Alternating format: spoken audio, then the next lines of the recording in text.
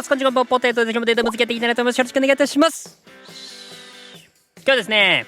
タッチダウンパスの使用を確認して次回の検証に生かそう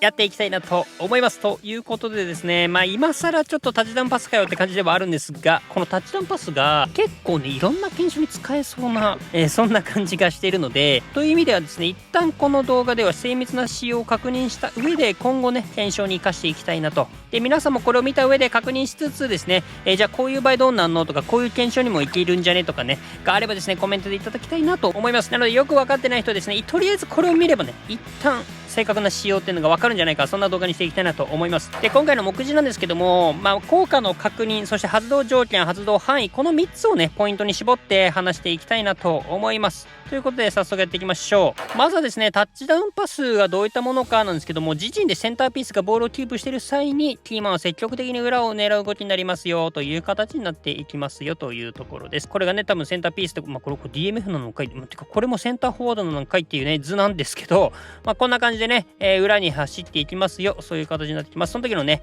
パスとかトラップの能力も上昇しますよという形になっていきますよというところですね。じゃあ実際タッチダウンパス発動したらどうなるのか見ていきたいなと思うんですけども、ここでね、これがセンターピース、ピルルなんてなってます。で、ここにキーマン、これラインブレーカーがいるんですけども、これ取っていくと、ぐわっとね、走っていって、こうやってね、裏を狙っていくような動きになっていきます。で、裏狙って、出た後もですね、一回動き直したりとか、ごめんなさい、これ切れちゃってるんですけども、動き直してっていうのを繰り返していく、そんな形になってますね。で、この辺で持っていればこんな感じで、はいはい。こうやってね、動き直して。これね、ちょっと前にやったやつなんですけど、インザーギみたいな動きに似てるなとは思いましたね。味方がこの辺で持ってる時のインザーギね、を、この時点でなんか発動してくれてるような、そんな感覚に近いのかなって個人的には思いましたね。前向きながらバックステップとかしてね。そんな感じはしていますよというところです。なので、発動するとこんな感じになってますよ。じゃあこれが発動しないとどうなるのか。はい、取った後ですね、ここにいますけども、一回ね、カウンターへの動きはするんですよね。ただ、この後ちょっと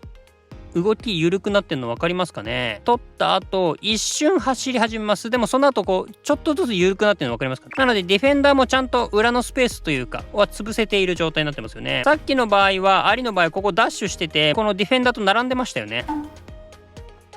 ほら、こんな感じで。ディフェンダーと同じ位置までね、ダッシュしてたりしますよね。これがなしになると、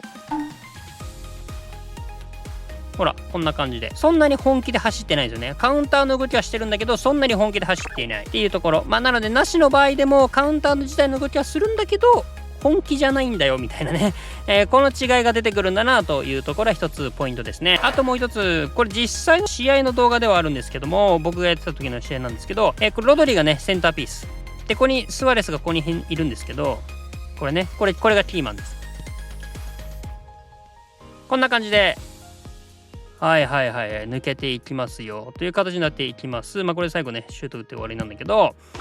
今までは、ゴール前にね、スポーンって抜けていくような感じだったんだけども、ゴール前だけじゃなくて、こういう感じでサイドのスペースを使う、ここもね、結構ポイントなのかなと思いました。状況とかによってね、変わっていくようなイメージですかね。なんで、裏にまっすぐっていうのもあるけども、こんな感じでちょっと膨らんでね、サイドに向かって走る。こういったこともよくあるんだなというのは、効果としてね、仕様として知っといた方がいいのかなと思います。次、発動条件についてですね。自陣でキープしているときはもちろんね、発動しますよ。そんな形になってるんですけど、実は自陣でキープしてても発動しないタイミングがあります。で、それが何かというとですね、このピルロとここのね、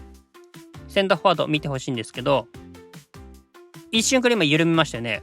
走るのやめましたよね。で、また、走り始めますよね。これ何が違うかなんですけど、このピルロの体勢見てほしいんですね。はい、ピルロ後ろ向きました。なのでパスもらえないですよね。パス出せない状況。その時になるとセンターフォワード動き止めます。で、前向いてパス出せますような状態になると走り始める。こんな感じなんですね。で、あともう一つ、ピルロがこれボール取るんですけど、取った後結構ボール離れますよね。離れるとちょっと緩めます。で、ちゃんと蹴れる状態になってから走り始める。こんなところがある。なので、思ってる以上にね、キーマンの人はこの DMF センターピースの動き体勢をね結構見てるんだなと思いますね。なのでやたらめったらむやみに蹴ればいいってことでもないしっていうところですね。という意味ではその DMF のボールダッシュ能力っていうのかな、これも結構大事なので、今回来たライカルドとかは割と合ってるかもしれないよね。ディフェンス能力が高いと、このボールダッシュのね、このボールのこの幅、こんなに飛ばないですから、そういった意味でも大事だったりするのかなっていうのと、キーマンのセンターフォワードはセンターピースの DMF のことをよく見てるんで、例えばセンターピースの選手がフェノミナルパスを持ってるからといって、無理な体勢で蹴っちゃったりすると、この時みたいに動き止まってますから、ここで例えばフェノミナルパスでバーンって蹴ったとしてもですね、あんまり反応が悪いというか、あんまりいい条件になってないことがあるかもしれないと。なので、むやみに蹴っちゃってもあんまり良くないよねっていうのは言えるかなと思います。最後、発動範囲ですね。この発動範囲になるんですけど、もちろん自陣でね、持っていれば発動はするんですけどね、こんな感じで。ここでね、発動してますよね。自陣でって言ってるんで、このセンターラインよりこっち側ですね、自分のチーム側でなるんですけど、でこれが例えばボールが出るとね、スンって止まりますね。これスンってね、何もなかったからね止まりますよって感じになってますと。でこの境界線なんですけども、これ実はこれ、どっちでもいっちゃいいんだけど、ピルロがセンターラインっていうのかなを踏んでる状態だと発動してます。こんな感じなので、ボールはね敵陣にあるんだけど、ピルロ自身がセンターピース自身が自陣側にいればとりあえず発動はしているということが分かりますねというとですね。なのでこれは何が役立つかってことではないんですけど、正確なね、情報として知っておくと良いのかなと思ったので紹介しておきました。はい、ということでいかがだったでしょうか。今日はね結論ということはないんですけど、ポイントねちょっとまとめておきました。未発動でもねある程度裏に走っていくんだよというところと、ただ本気ではないよねっていう感じはあったよというところと、実はねサイドのパススペースも結構使うこと多いですよということ。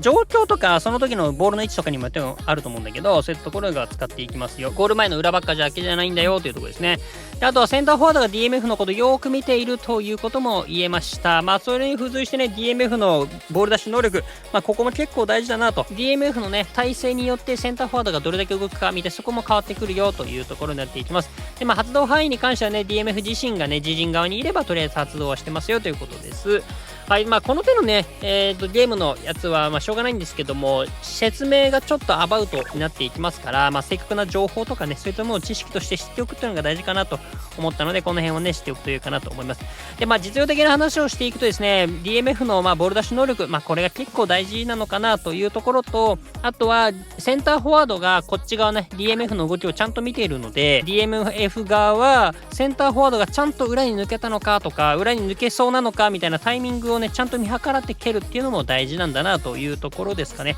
今回はねちゃんと画面上に映ってるところで検証はしていきましたけども、試合中はね映ってない場面もよくあると思いますから、下のねレーダーをちゃんと見るとか、そういったところが結構重要になってくるんだなというところですかね。やたらむやみに蹴ってもね、無理な体勢で蹴ってもセンターフォワードがそもそもね反応してないってことがよくありますから、そういった意味でもその辺は大事にしておくと良いのかなと思います。今後の展望とかどういう検証していきたいなとかいう話もしていきたいなと思うんですけども、ちょっとねこれはねかなり冒頭でも言ったんですけど、検証にはだいぶ使いやすそうな能力なのかなと思っております。これでね気になるところで、じゃあラインブレーカーの能力値開けたらどうなるんだとか、逆にディフェンス側のね能力開けたらどうなるんだとか、この辺もやっぱ気になってくりますし、あと何かありますかね、皆さんの中でこれも気になるなとか、この検証にも使えそうじゃねとかね、あればぜひコメントで教えていただけたらなと思います。ただいろんなところで派生していけそうな感じがしますね。はい、ということですね、ここまでしっかり精密にやってる動画あるかなよかったら高評価、チャンネル登録、友達にもお勧めしてみていただけると嬉しいです。ちょっとこの手の検証ね、時間かかっちゃうんですけども、ちょっとね一つ一つやっていきたいなと思いますので、よろしくお願いいたします。ということで今日の動画はこれで終わりたいなと思います。また次回の動画でお会いしましょう。バイバイ。